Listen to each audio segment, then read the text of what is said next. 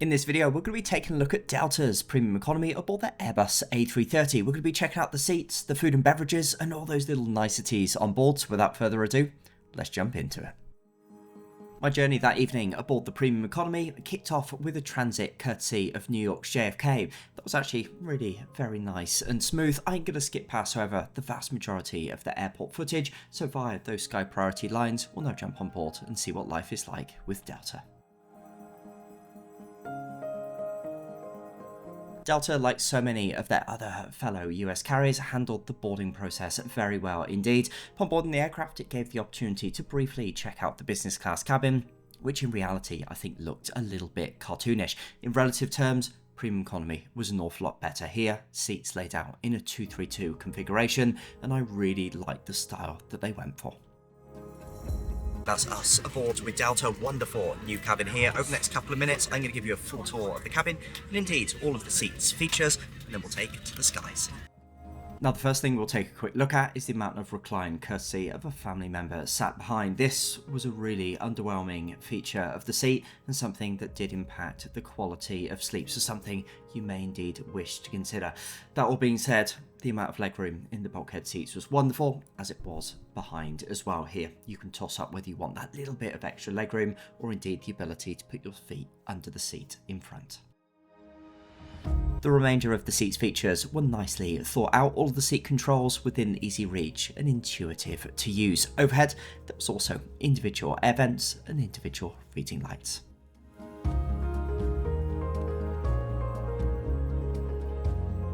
I thought the seats table design worked very well. I was also a big fan of the storage area just rear of those seat controls that housed the headset for the entertainment system. There was quite a lot of additional little storage down there to the side as well. The headrest was very comfortable and infinitely adjustable. One other aspect I'll mention when it comes to the seat design is that in premium economy, I do really love the extra spacing that you get between seats. Again, modelled there by a family member, and this was an aspect that Delta did very well. You'd have seen already that there was an amenity kit and also a bottle of water awaiting passengers at their seats. We'll take a moment from now to check out this amenity kit. I thought by premium economy standards it was really very good indeed. One aspect, however, that Delta, in my experience on this flight, trailed all other airlines when it comes to premium economy service was that there was no pre-flight drink service. It's little aspects like that that make the premium economy cabin feel premium, and I think is something that they really do need to address.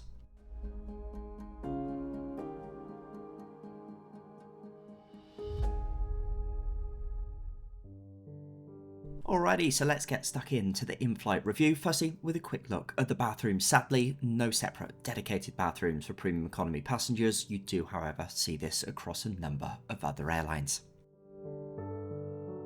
Next up, we'll take a look at the food and beverages, courtesy of the main service on that flight, which given the evening departure was always going to be the dinner experience.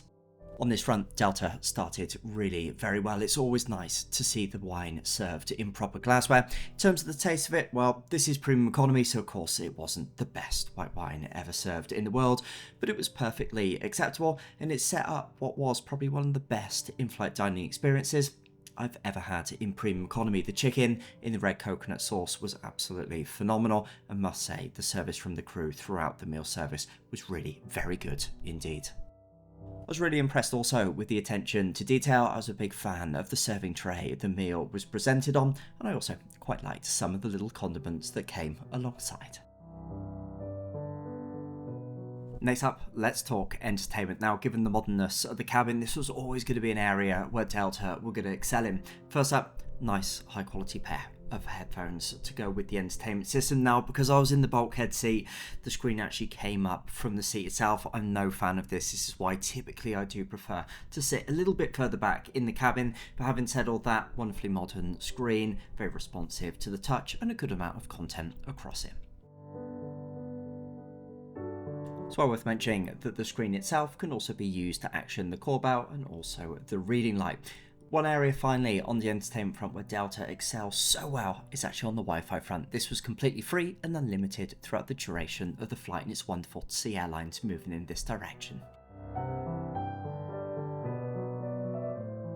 After a couple of hours rest, dawn was then just starting to break and the breakfast service was coming around. I didn't indulge on this occasion, just due to the shortness of the flight. Overall, my thoughts with Delta: if it was a daytime flight, I'd definitely use them into the future. For nighttime, probably not, just due to that lack of recline. Very much hope you enjoyed today's video. Don't forget to pop your comments below. I always enjoy hearing from you, and I'll see you in another one real soon.